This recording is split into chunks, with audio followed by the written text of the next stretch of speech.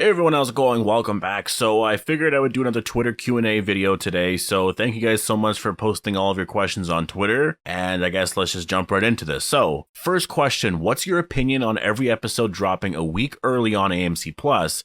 If a massive character slash massive moment happens in the final season, it completely ruins it for me. Yeah, I can definitely see that being an issue. For me personally, I know that it doesn't affect me so much because I have AMC Plus, so I just watch it, right? But definitely, if you don't have it does suck. It really does suck.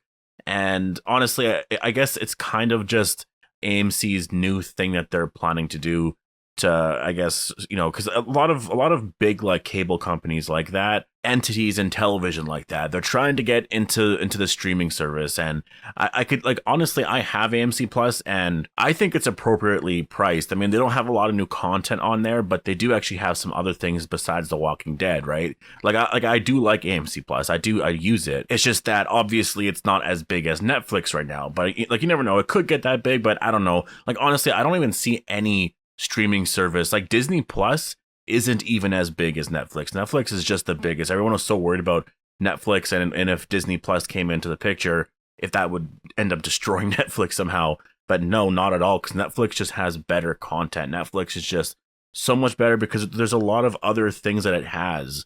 And could you imagine if The Walking Dead released early on Netflix every week? I mean, everyone would watch it on Netflix, right? It would be the main thing to watch. And so I think dropping it, like, it's not really a week early. I know sometimes it's a week early. Usually it's like 2 or 3 days early.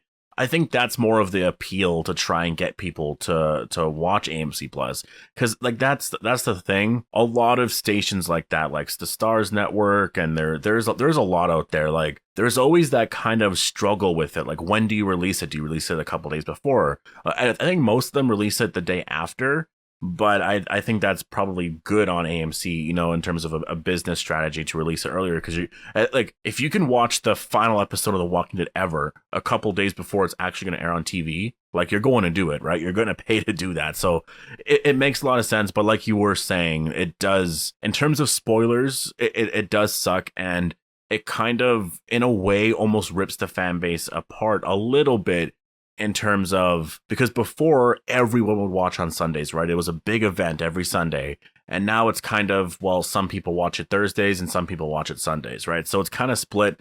Although on Sundays, everyone is waiting for I always post my spoiler review Sundays, and that's why I do that. I want to keep it, like, I'm starting to do non-spoiler reviews and stuff for it because that's a lot of fun. I don't want to talk about anything in terms of spoilers, but I post my spoiler review and talk about the episode and break everything down right after the episode is over, because that's where everyone will go, right? Like, well, not everyone. I'm not saying all of the Walking Dead audience comes and watches my videos, but, like, you know what I mean? Because I still view Sunday as the Walking Dead night, and I think a lot of people do too. Even though if you watch it on Thursday, they'll watch it on Sunday. But yeah, anyways. My other question, would you think that the season 6 finale and season 7 premiere of The Walking Dead would have been better if they only showed Abraham die in the season 6 finale?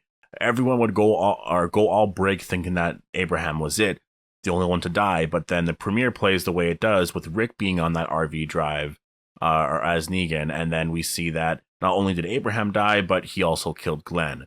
I think that it would be a really shocking premiere, and we wouldn't have gotten that half stupid cliffhanger. Yeah, like, I would prefer this definitely over what we got.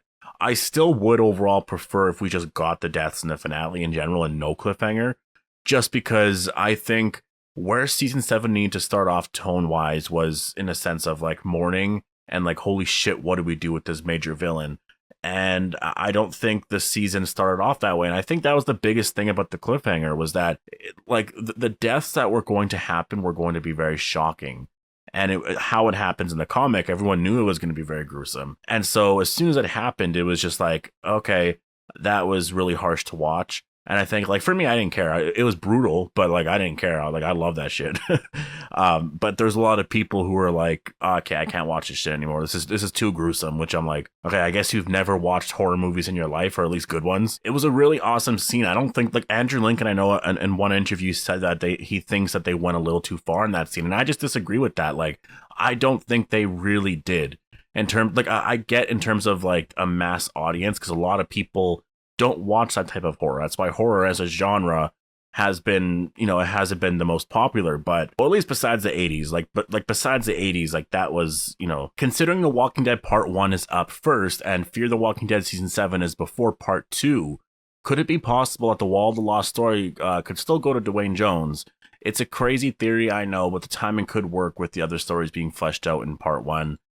I don't see that being possible now just because like it's basically been confirmed now that Yumiko is getting that storyline. It's going to be her brother Tommy, a character we still have yet to meet.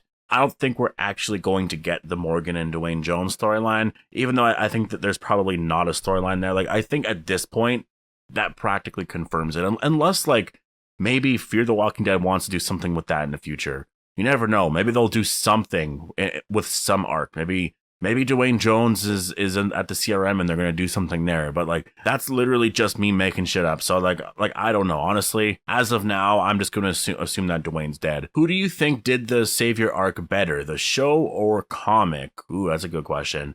I would have to say the comic. And the reason why is because it was a lot shorter. I remember when that issue was coming out, it was really nothing but excitement. And I think on the show, it wasn't excitement at all. Like, actually, at the end of season 8, I was so excited for the arc to be over, but I kind of felt like, I don't know. I'm sure for those that were actually watching my videos back then, you probably remember, but it's, yeah, like my opinion on those two seasons are just, season 8 is a little bit better than 7, but it was stretched out way too long, and the writing was just, it wasn't terrible. It kind of was. There were some good moments, but a lot of bad and bland moments. And so the comic didn't have that. I definitely would give it to the comic. Do you think Tara could have gotten the Wall of the Lost story with her sister we never seen die in season 4 if she didn't die at the Pikes? Well, I guess that is possible. Technically, anything's possible at that, but I mean, I'm happy that Tara is definitely gone at this point. Do you think it would be cool if Daniel from The Walking Dead, or Fear the Walking Dead, sorry, was the character on The Wall of the Lost? Eugene might know him since Daniel knew Abraham because of the cigar.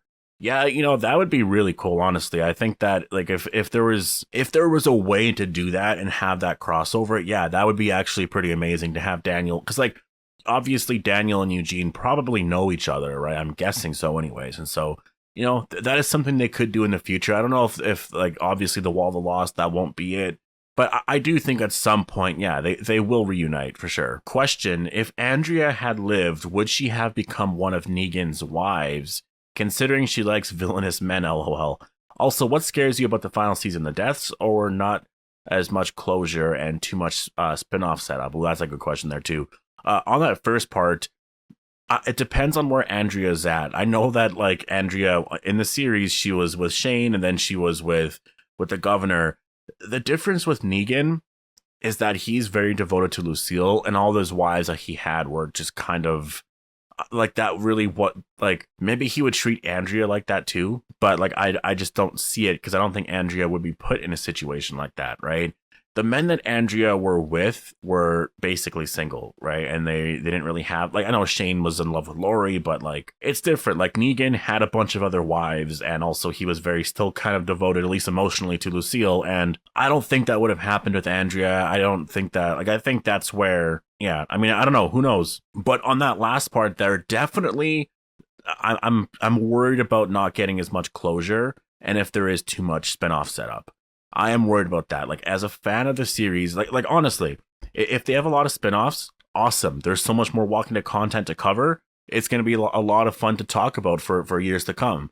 But like with what we have already, I'm happy with that. Like, okay, I can look forward to other things. A Daryl and Carol spinoff. There's going to be a Negan spinoff at some point. There's Tales of the Walking Dead, and there's the Rick Grimes trilogy, right? Or the Rick Grimes movie trilogy. So I'm already excited for all of that, and there's still Fear the Walking Dead and all that.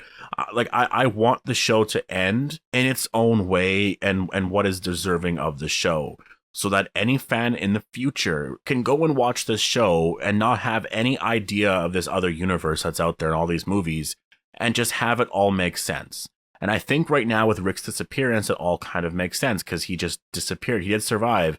There's still that question out there, like, wait, but, like, aren't they going to find out what happened to him soon? And, like, they won't know about the movies and stuff. And that's a little weird, because, like, on the show so far, that they haven't really addressed it, but they kind of did with the fact that you do see Daryl looking for him sometimes. And we also see that Michonne did find her, that he's alive, and she left.